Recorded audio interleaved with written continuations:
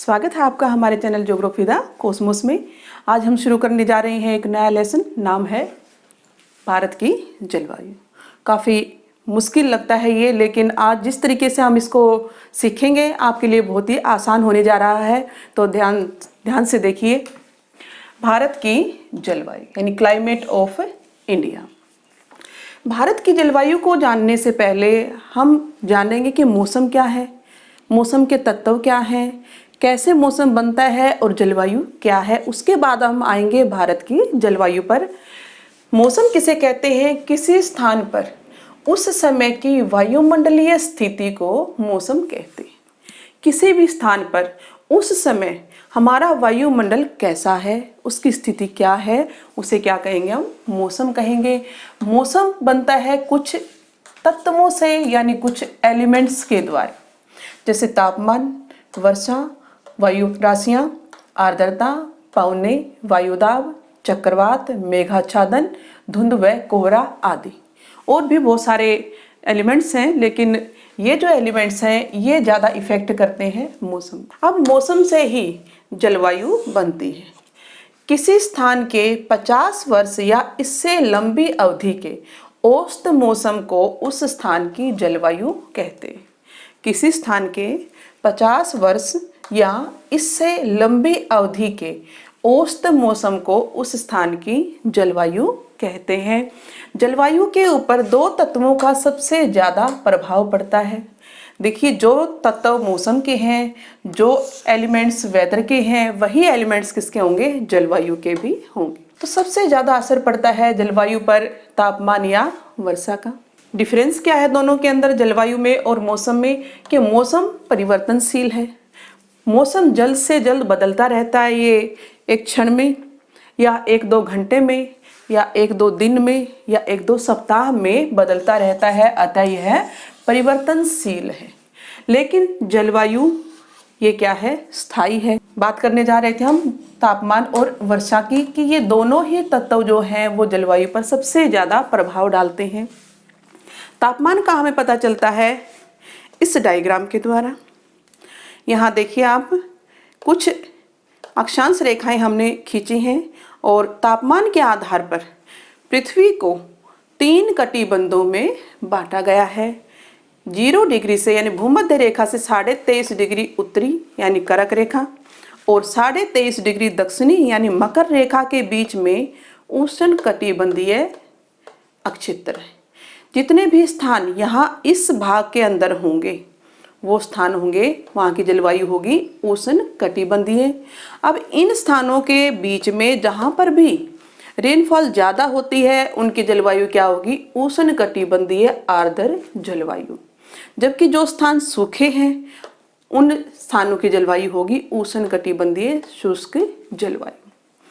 23.5 degree उत्तरी अक्षांशों से लेके 66.5 डिग्री उत्तरी अक्षांश और 23.5 डिग्री दक्षिणी अक्षांशों से लेके 66.5 डिग्री दक्षिणी अक्षांशों के बीच में शीतोष्ण कटिबंध स्थित है। शीतोष्ण कटिबंध में जितने भी देश हैं या अक्षेत्र हैं उनकी जलवायु होगी शीतोष्ण कटिबंधीय। वहाँ पे रेनफॉल ज़्यादा है तो जलवायु होगी आर्द्र और रेनफॉल कम है तो जलवायु होगी शुष्क। सेम जो सिचुएशन है वो यहाँ पर पोलर एरियाज के ऊपर है यानी ध्रुवों के ऊपर है। ये शीत कटिबंध है। शीत कटिबंध यानी ठंडी जलवायु वाले प्रदेश, और यहाँ पर भी अगर रेनफॉल ज़्यादा है तो आर्द्र जलवायु होगी, रेनफॉल कम है तो शीत कटिबंधीय शुष्क जलवायु कहलाएगी। अर्थात इनसे आपको स्पष्ट रूप से हम कह सकते हैं कि जलवायु के ऊपर इन दो तत्वों का प्रभाव सबसे ज़्यादा पड़ता है और इन्हीं का प्रभाव पड़ा है सबसे ज़्यादा भारत की जलवायु पर भी। ये सारी चीज़ें हमने जो अभी तक स्टडी की हैं वो किसके लिए? भारत की जलवायु को समझने के लिए। तापमान और रेनफॉल के आधार पर भारत की जलवायु क्या कहलाती है? उपोष्ण कटिबंधीय मानसूनी जलवायु। इसको हम 2 भागों में बांट कर देखें तो उपोष्ण कटिबंधीय आधारित है तापमान पर और मानसूनी जलवायु आधारित है वर्षा यानी रेनफॉल पर। उपोष्ण कटिबंधीय क्यों? क्योंकि भारत हमारा स्थित है उष्ण कटिबंध में और शीतोष्ण कटिबंध में। 2 कटिबंधों में भारत की स्थिति यहाँ आप देख रहे हैं कर्क रेखा इसके बीचों बीच गुजर रही है, यानी नीचे वाला प्रायद्वीपीय भारत, इसके अंदर है उष्णकटिबंधीय जलवायु, जबकि ऊपर वाले भाग में है शीतोष्ण कटिबंधीय जलवायु। लेकिन इसके अंदर भी कर्क रेखा के पास वाला स्थान पर भी यहाँ भी गर्म ही जलवायु रहती है और साल के लगभग 8 महीने तक उत्तरी भारत में भी उष्ण जलवायु रहती है। अतः जलवायु पूरी तरह उष्ण ना होकर कैसी है, उपोष्ण कटिबंधीय जलवायु। नेक्स्ट है मानसूनी जलवायु। मानसूनी जलवायु यानी भारत में जो रेनफॉल होती है, बारिश होती है, वो किसके द्वारा होती है, मानसून पवनों के द्वारा। इसलिए मानसून पवनों का भी विशेष स्थान है भारत की जलवायु में, क्योंकि भारत की अर्थव्यवस्था निर्भर करती है कृषि पर, कृषि निर्भर करती है वर्षा पर, और वर्षा भारत में कैसे होती है, मानसून पवनों के द्वारा होती है। तो मानसून पवने भारत में किस प्रकार से वर्षा करते हैं, इसका मैकेनिज्म क्या है, आइए देखें। मानसून पवनों की खोज सबसे पहले अरब देश के निवासियों ने की थी। उन्होंने देखा कि अरब सागर के अंदर 6 महीने ग्रीष्म ऋतु में पवने चलते हैं दक्षिण पश्चिम से उत्तर पूर्व की तरफ, जबकि अगले 6 महीने पवने चलती हैं उत्तर पूर्व से दक्षिण पश्चिम की तरफ, जिन्हें कहेंगे शीतकालीन पवने। अतः उन्होंने इन पवनों के लिए नाम दिया है मौसम, जिसका अर्थ है मौसम या मॉनसून, और इस अरबी भाषा के मौसम शब्द से ही बना है मॉनसून। अरबी भाषा के मौसम शब्द से बना है मानसून, जिसका अर्थ है मौसम या ऋतु, अर्थात मौसम के अनुसार पवनों की दिशा में परिवर्तन होना ही मानसून कहलाता है। और इसके सबसे पहले जो सिद्धांत दिया वह दिया था इंग्लैंड के विद्वान एडमंड हेली ने 1656 यानी 1656 ईस्वी में। इस सिद्धांत का नाम है तापीय सिद्धांत, अर्थात जो ग्रीष्मकालीन मानसून और शीतकालीन मानसून वो किसके कारण चलती हैं, वो चलेंगी तापमान में अंतर होने के कारण। यह सिद्धांत लगभग 3 शताब्दियों तक विद्वानों द्वारा मान्य रहा है, इसलिए इसको चिरसंवत विचारधारा या क्लासिकल थ्योरी कहा जाता है। अब देखते हैं कि एडमंड हेली ने मानसून पवनों के चलने का मैकेनिज्म किस प्रकार से बताया है। मानसून पवने जो होती हैं 2 प्रकार की, ग्रीष्मकालीन मानसून पवने और शीतकालीन मानसून पवने। ग्रीष्मकालीन मानसून पवने वे पवने जो 6 महीने गर्मी के मौसम में 6 महीने गर्मी के मौसम में समुद्र से स्थल की ओर चलती हैं, तथा शीतकाल में 6 महीने स्थल से समुद्र की ओर चलती हैं। अब ये किस प्रकार से चलेंगी, इनके पीछे कौन सा सिद्धांत है, आइए देखते हैं इस डायग्राम के द्वारा। ये भूमध्य रेखा है 0 डिग्री पर। यहाँ पर सूर्य साल में 2 बार लंबवत चमकता है, 21 मार्च और 23 सितंबर को। लेकिन पृथ्वी अपने अक्ष पर सीधी नहीं है, बल्कि यह 66.5 डिग्री टेढ़ी है। अगर ये अपने अक्ष पर ऐसे सीधी रहती तो सारा साल सूर्य यहाँ पर चमकता भूमध्य रेखा पर, और मानसून पवनें चलती ही नहीं। ये देखिए 21 मार्च के बाद पृथ्वी का ये वाला हिस्सा सूर्य के सामने आता है, और 21 जून को सूर्य यहाँ कर्क रेखा पर लंबवत चमकता है। इसके बाद फिर से सूर्य के सामने ये वाला हिस्सा आएगा और सूर्य चमकेगा 23 सितंबर को फिर से भूमध्य रेखा पर। ध्यान से देखिए इस बात को। उसके बाद दक्षिण जो गोलार्ध है, दक्षिणी गोलार्ध, वो फिर से सूर्य के सामने आएगा और 22 दिसंबर को सूर्य यहाँ मकर रेखा पर लंबवत चमकेगा। इसका क्या असर हुआ, क्या प्रभाव पड़ा कि जब यहाँ कर्क रेखा पर सूर्य होता है तो यहाँ पर होती है ग्रीष्म ऋतु और मकर रेखा पर होती है शीत ऋतु। इसके अपोजिट जब सूर्य यहाँ लंबवत चमकता है मकर रेखा पर तो यहाँ होती है ग्रीष्म ऋतु और यहाँ होती है शीत ऋतु। और इसी शीत ऋतु और ग्रीष्म ऋतु के अंतर के कारण ही चलती हैं पवनें। कैसे देखते हैं। ये नीचे भूमध्य रेखा है, 21 मार्च का समय है, यहाँ पर सूर्य लंबवत चमक रहा है, अतः इस भाग में क्या है, गर्मी। लेकिन हर एक महीने में पृथ्वी के 8 डिग्री अक्षांश सूर्य के सामने आते हैं और 21 अप्रैल को सूर्य चमकता है यहाँ 8 डिग्री अक्षांश पर लंबवत। इसके बाद 21 मई को यहाँ पर चमकेगा और 21 जून को यहाँ कर्क रेखा पर लंबवत चमकता है। तो जैसे जैसे सूर्य उत्तरायण होता है, ऊपर की तरफ जाता है, भारत में होती है ग्रीष्म ऋतु। कौन सी ऋतु हो गई? ग्रीष्म ऋतु हो गई। और ग्रीष्म ऋतु होने के कारण स्थल भाग जो है हो जाता है गर्म, टेम्परेचर बढ़ता है। खासकर यहाँ पर दक्षिणी भारत में इतना ज़्यादा असर नहीं होगा। क्यों नहीं होगा? क्योंकि यहाँ पर 3 ओर से ये पानी से घिरा हुआ है, इसलिए यहाँ की जलवायु पर गर्मी का ज़्यादा असर नहीं होगा। लेकिन उत्तरी भारत के विशाल मैदान में और खासकर यहाँ पर थार मरुस्थल में, ये देखिए राजस्थान का ये वाला हिस्सा थार मरुस्थल, यहाँ पर टेम्परेचर 48 से 50 डिग्री हो जाता है। और ऐसे में वहाँ की हवा जो है वो गर्म होती है। गर्म होके कोई भी चीज़ एक्सपेंड होती है, फैलती है और ठंडी होकर सिकुड़ती है। यही जो सिद्धांत है यहाँ पर काम करेगा। यहाँ की हवा गर्म हुई, गर्म होके उसका आयतन फैलेगी, वो आयतन बढ़ेगा और बढ़ने से वो हवा हो जाएगी हल्की। गुरुत्वाकर्षण के नियम के अनुसार भारी चीज जाती है नीचे की तरफ और हल्की चीज जाती है ऊपर की तरफ। तो यहाँ की हवा जब हल्की हो जाती है तो वो ऊपर उठती है संवहनीय धाराओं के रूप में, नीचे वैक्यूम हो जाता है, खाली स्थान हो जाता है।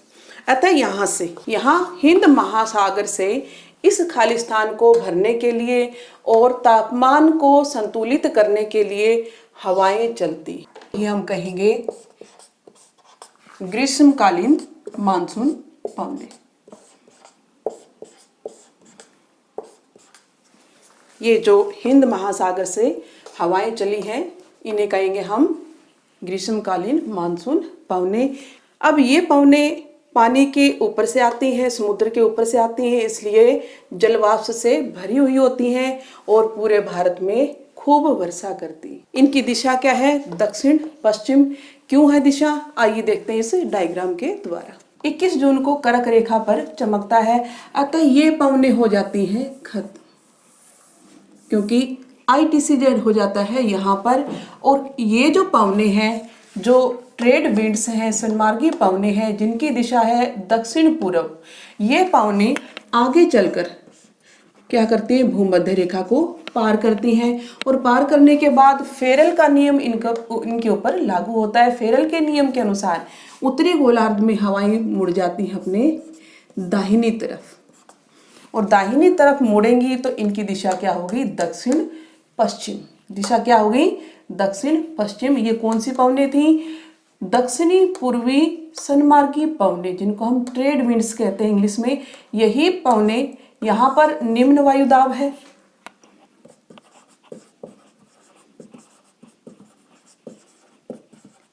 और यहाँ पर उच्च वायुदाब। अतः पवने कहाँ से कहाँ चली? उच्च वायुदाब से निम्न वायुदाब की तरफ चली। और जब ये पवने भूमध्य रेखा को पार करती हैं तो पार करने के बाद ये अपने दाहिने तरफ मुड़ जाती हैं फेरल के नियम के अनुसार, कोरियालिस फोर्स के प्रभाव से। अतः इनकी दिशा हो जाती है दक्षिण पश्चिम, और यही है हमारी दक्षिणी पश्चिमी मानसून पवने। जैसे ही ये मानसून पवने यहाँ से चलती है, यहाँ से चलती हैं, तो यहाँ भारत तक पहुँचने में, ये भारत है यहाँ पर, देखिए यहाँ से और यहाँ पहुँचने में उसको समय लगा। और यहाँ ये कब पहुँची है? 1 जून को। 1 जून को ये पवने केरल के तट पे और इसके साथ साथ पश्चिमी घाट की तरफ यहाँ पर प्रवेश करती हैं भारत के अंदर।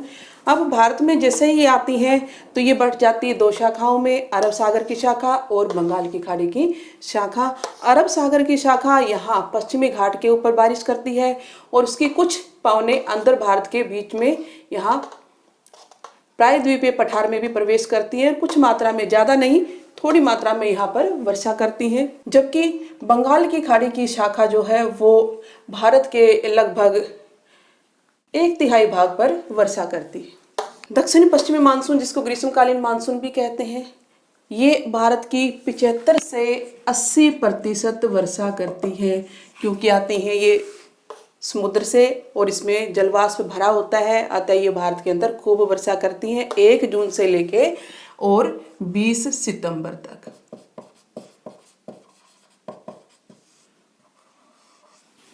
अतः लगभग 4 महीने ये भारत में खूब वर्षा करती हैं। इन 4 महीनों को, वर्षा के 4 महीनों को हम क्या कहते हैं, चौमासा, यानी 4 महीने भारत में वर्षा करने वाली पवने, दक्षिणी पश्चिमी मानसून पवने, जिसको हम ग्रीष्मकालीन मानसून पवने कहते हैं। बंगाल की खाड़ी की जो पवने हैं वो प्रवेश करती हैं भारत के उत्तरी पूर्वी भाग में, और यहाँ मेघालय राज्य के अंदर गारो खासी जयंतिया पहाड़ियों के पास विश्व की सबसे ज़्यादा वर्षा करती हैं मोसिन राम नामक स्थान पर।